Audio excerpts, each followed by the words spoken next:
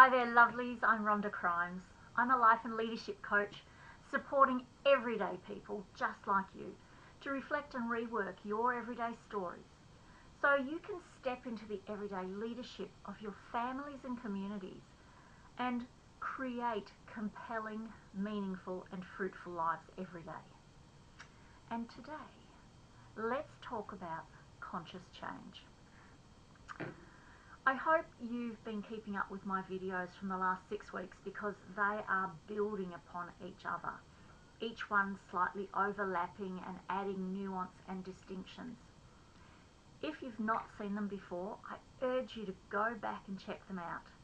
You can find the previous Let's Talk About editions on my Facebook and Instagram pages, as well as my YouTube channel.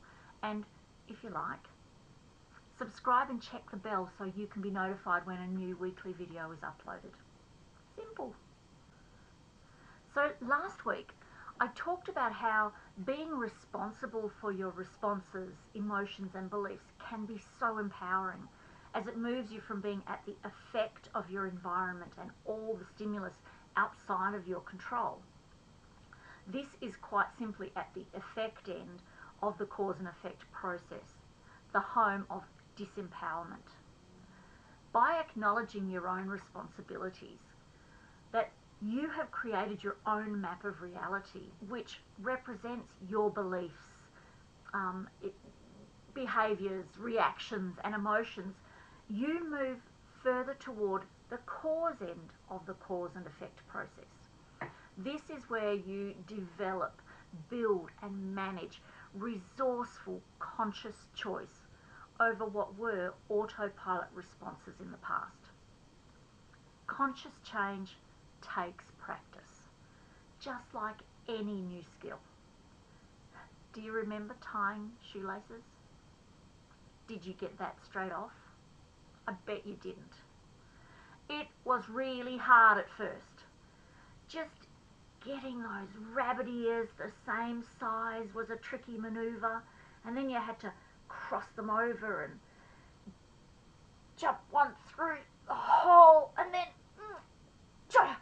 jerk them tight.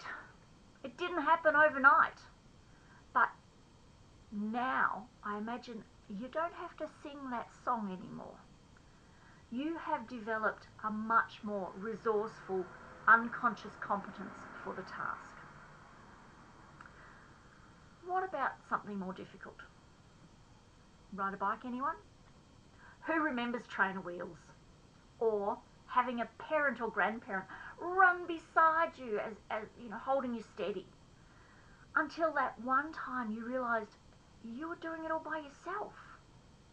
Another skill mastered. Then there was learning to drive. Man, how much did we have to learn for that? Feet had to look after the clutch and the accelerator and the brake pedals. Our hands had to take care of the steering wheel, the gear stick, the indicator, the headlight levers and the switches. Our eyes, man, they had to be looking forward, looking backward, looking sideways, over each other's shoulder, on the speedo and the dash lights. I still remember being out on the dual carriageway for the very first time and my instructor telling me I had to go faster. I felt like I was already flying. I was doing 40 kilometres an hour. But in my mind, all I could think of was, how am I going to remember all of this stuff and go faster at the same time without killing us both? 40 years later, ooh, that's a stark shock, isn't it? I just jump in my car now and arrive at my destination with little or no thought to any of those logistical nightmares, whether it's just around the corner to the shops or hundreds and thousands of kilometres at a time. My internal map of reality from 40 years ago has gone into chaos and reorganised at a higher level so many times, it's now almost totally unconscious. Now, as I recall from myself and teaching my kids these skills, they were not without tears, bruises, band-aid moments, and the odd near miss. The same can be said for our mental and emotional growth. They all seem hard and clunky at first, but once you get it, they are easy, and because of them, life becomes much easier. The message I'm continually trying to get through to you is that life is easy. If it seems hard for you, you're doing something either consciously or unconsciously to make it hard.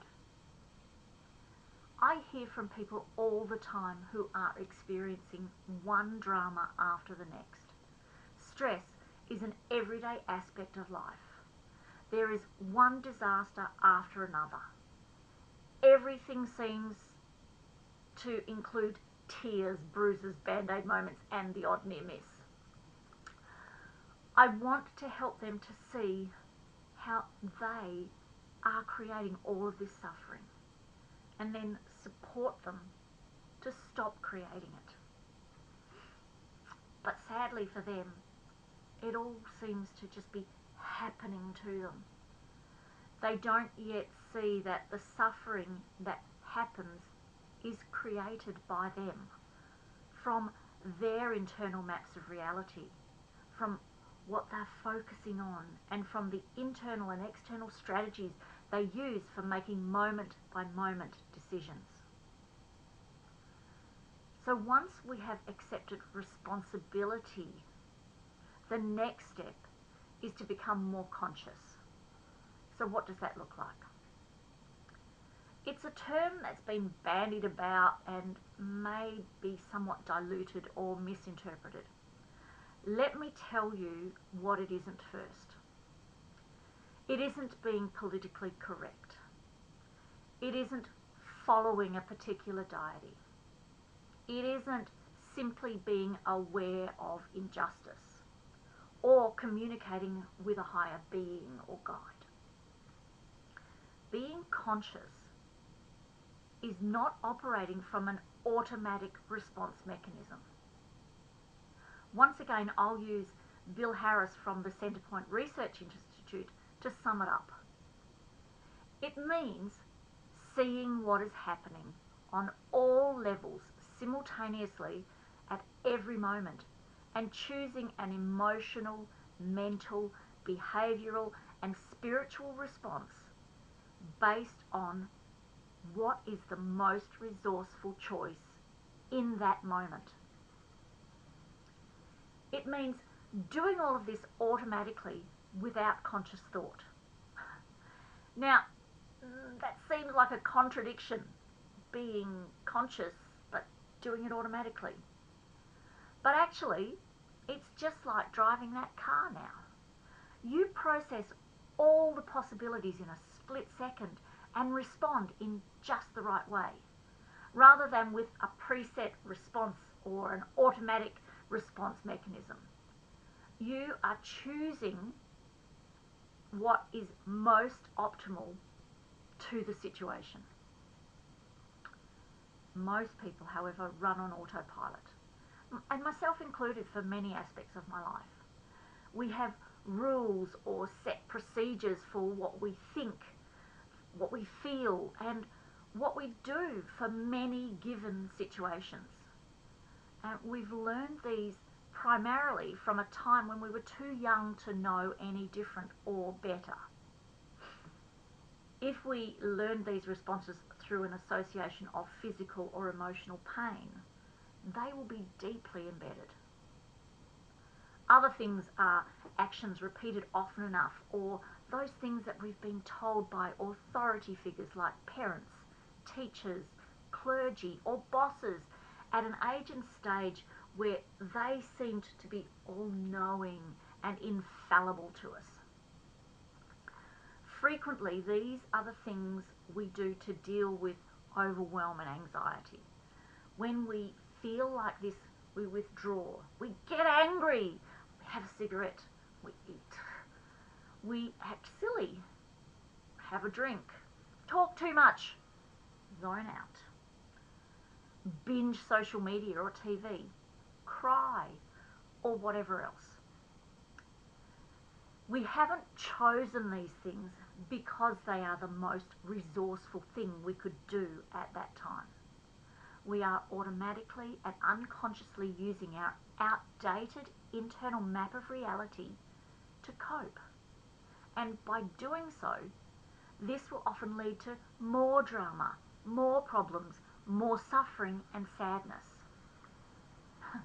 Now, if you've lived your life unconsciously, you probably don't realize you're feeling, behaving, or responding unconsciously, and you may not even believe this is what you're actually doing, much or all of the time. It takes becoming conscious to realize what you're doing.